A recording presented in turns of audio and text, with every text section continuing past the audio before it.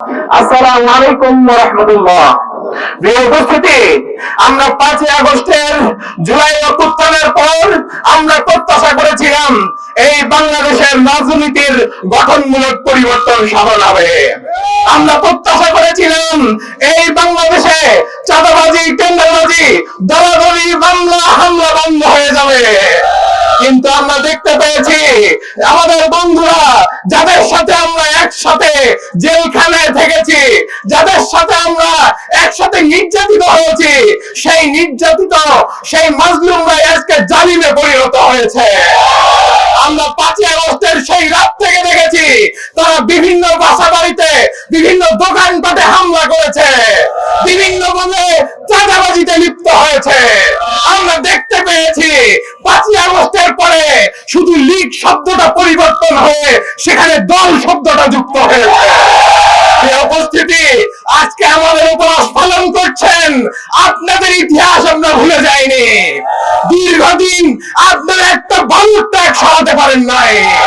আমরা দেখেছি March for ডেমোক্রেসিতে ঢাকাতে কর্মসূচি ঘোষণা করে আপনাদের একটা নেতা কর্মী নামানোর সাহস পান নাই। আমরা সেই দিন ইসলামী ছাত্র শিবির সাহসিকতার পরিচয় দিয়েছে এবং সেদিন রাস্তায় নেমেছিল। আমাদের সেই দিন মনসুর ভাই শাহাদাত বরণ করেছিল। আজকে আমাদের বিরুদ্ধে আস্ফালন করেন জাকসু, ডাকসু, রাকসু, চাকসু নির্বাচনে হেরে গিয়ে আজকে আপনাদের মাথা পাগল হয়ে গিয়েছে। এখনো তো কিছু দেখেন নাই। আপনারা যে কর্মসূচি হাতে নিয়েছেন, এই কর্মসূচি কর্মকাণ্ড যদি চলমান থাকে, আরো বড় ধরনের ধাক্কার জন্য অপেক্ষা করেন। পাবনার পাগলাগারো দেওয়ার জায়গা হবে না। এই উপস্থিতি, আমরা গঠনমূলক রাজনীতিক চর্চা করে ইসলামী ছাত্র শিবির কোরআন প্রেমিক ছাত্র জনতা গঠন করতে চায়। এজন্যই কোরআন তালিমের আয়োজন করে। সেই কোরআন তালিমে আপনারা হামলা করেছেন। আমরা দেখেছি এক সময় আওয়ামী লীগ বাইতুল মোকাররমে হামলা করেছিল, আবারও তারা আপনারা এবার মসজিদে হামলা করেছেন। এই উপস্থিতি, ছাত্র জনতা আপনাদের এই কর্মকাণ্ডে প্রত্যাখ্যান করেছে। বিশ্ববিদ্যালয়ের রেজাল্ট গুলো দেখে আপনারা এখনো শিক্ষা গ্রহণ করেন নাই। আমরা অবিলম্বে আহ্বান জানাতে চাই, আমরা দেশ গড়ার জন্য আন্দোলন করেছিলাম।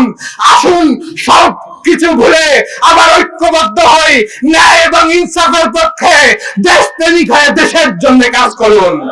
এই উপস্থিতি, আমরা বিগত দিনগুলোতে আমরা দেখেছি কিভাবে আমাদের উপর বিভিন্ন ভাবে ট্যাগিং ফ্রেমিং এর রাজনীতি শুরু করা হয়েছিল। আমাদের এই ট্যাগিং ফ্রেমিং এর রাজনীতি আমরা বলে দিতে চাই, আমরা এগুলার ছাত্র জনতার এসব মেনে নেয় না। আমরা প্রশাসনকে বলতে চাই যে প্রশাসন এক সময় আওয়ামী লীগের তাবেদারি করেছিল, তারা তাবেদারি করে কিভাবে তাদের পরিণতি হয়েছে জুলাইয়ে, তারা আজকে তাদের পরিণতি ভুলে গিয়েছে, আবারও নতুন করে আবার তাবেদারি শুরু করেছে। আবারও যদি সেই পরিণতি স্মরণ করে দিতে চাই, অবিলম্বে নিজেদেরকে দলকানা হিসেবে প্রকাশ করবেন না। ইসলামী ছাত্র শিবির দেশের জন্য বারবার ধৈর্য ধারণ করেছে। এই রংপুরে চিড়িয়াখানায় হামলা হয়েছে, আমার ভাইরা হাজার হাজার ভাইয়েরা একত্রিত হয়েছিল। সেদিন যদি আমরা চাইতাম চিড়িয়াখানার প্রত্যেকটা ইট খুলে নিয়ে আসা সম্ভব ছিল, কিন্তু আমরা সেদিন ধৈর্যশীলতার পরিচয় দিয়েছি। কিন্তু তার পরিণাম, তার পরিণতি আমরা কি দিয়েছেন? বারবার আমাদের উপর হামলা হয়েছে। আমরা আপনাদের উদ্দেশ্যে স্পষ্ট বলতে চাই, ইসলামী ছাত্র শিবিরের প্রত্যেকটা কর্মী শাহাদাতের প্রস্তুতি নিয়ে এই আন্দোলনে যোগদান করে। আমাদেরকে হত্যার ভয় দেখিয়ে, আমাদেরকে হামলার ভয় দেখিয়ে শেখ হাসিনা আপনারা থামাতে পারেনি, আপনারা থামাতে পারবেন না ইনশাআল্লাহ। এই উপস্থিতি, যারা আজকে আমাদের এই আহ্বানে সাড়া দিয়ে এখানে উপস্থিত হয়েছেন, সকলকে ধন্যবাদ এবং মোবারকবাদ জানাচ্ছি।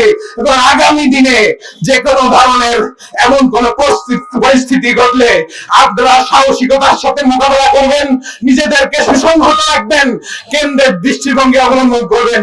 এই প্রত্যাশা রেখে সকলকে সুশৃঙ্খল ভাবে নিজ নিজ অবস্থানে যাওয়ার আহ্বান জানিয়ে সাংবাদিক ভাইদেরকে যারা এখানে কষ্ট করে সময় দিয়েছেন, সকলকে ধন্যবাদ এবং মোবারকবাদ জানিয়ে আজকের কর্মসূচি এখানে শেষ সমাপ্ত করছি। আসসালামু আলাইকুম ওয়া রাহমাতুল্লাহ।